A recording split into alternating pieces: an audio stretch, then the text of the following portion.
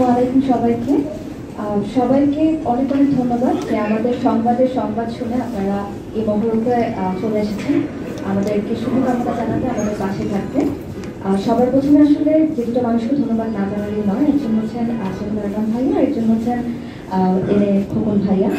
কারণ খোকন ভাইয়া এত সুন্দর একটা গল্পের আইডিয়া নিয়ে না আসতেন তাহলে হয়তো বা সোহেল ভাইয়া অনুপ্রেরণা পেতেন না এত বছর পর আরো একবার সিনেমা নিয়ে কাজ করতে।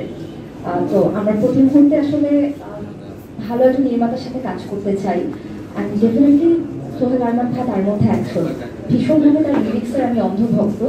সেই জায়গা থেকে আসলে তার সাথে কাজ করতে ইচ্ছা প্রকাশ করা, এবং যখন উনি বলেছিলেন যে একটু তোমার সাথে বসে কথা বলতে চাই আমার গল্পটা নিয়ে, আমার এখনো মনে আছে যে যখন গল্পটা উনি বলছিলেন আমার একদম গল্প শেষ প্রান্তে আমার চোখ থেকে পানি পড়ছিল, এবং যতবার গল্পটা শুনেছি আমার চোখ থেকে পানি পড়েছে। এখন হয়তো বা উনি এত ভালো গল্প বলতে পারেন, এত ভালো বক্তা উনি, সেজন্যই হয়তো বা সেটা আমাকে টাচ করে গিয়েছে, আমার চোখ থেকে পানি বের হতে বাধ্য হয়েছে। এখন বাকিটা আসলে পুরোটাই ডিপেন্ড করছে আমাদের নির্মাণের উপর।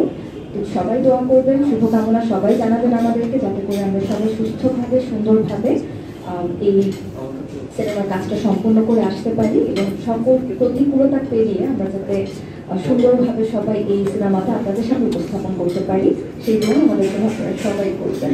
অ্যান্ড ওয়ান্স এগেইন সবাইকে আরও একবার ধন্যবাদ জানাচ্ছি আমাদের সঙ্গে আজকে যুক্ত হওয়ার জন্য। Thank you. বড় ভাইরা সাজ্জাদ, আয়েশা, অপু, উৎপল ভাই, সোহেল ভাইয়ের সাথে এটা আমার প্রথম কাজ।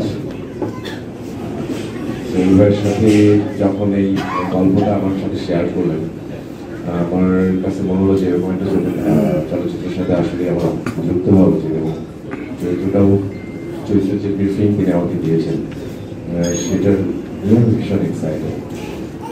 আমরা চেষ্টা করবো আমরা সবাই মিলে আমাদের সকলের চেষ্টায় একটা সংবাদ হয়ে ওঠার মতো সিনেমা তৈরি করার। আমাদের সকলের চেষ্টাটার থাকবে ভালো একটা সিনেমা করার। আপনারা দোয়া করবেন। আমি খুব বেশি কিছু বলতে চাই না, আসলে জিনিসটা অনেক বড় হয়ে যাবে, অনেকে সব কিছু বলছেন। তো আপনারা একটু আমাদের সহযোগিতা করবেন আমাদের প্রচারণায়। আপনারা সবসময় করেছেন, তো এবারও সেই সাপোর্টটা আপনাদের কাছ থেকে চাই, এবং আপনারা সবাই ভালো থাকবেন, আমাদের জন্য দোয়া করবেন। সমাজের জন্য শুভকামনা। অনেক ধন্যবাদ সোহেল মন্ডল আপনাকে আপনার বক্তব্যের জন্য। আমি আমন্ত্রণ জানাচ্ছি আয়েশা খানকে কিছু বলার জন্য।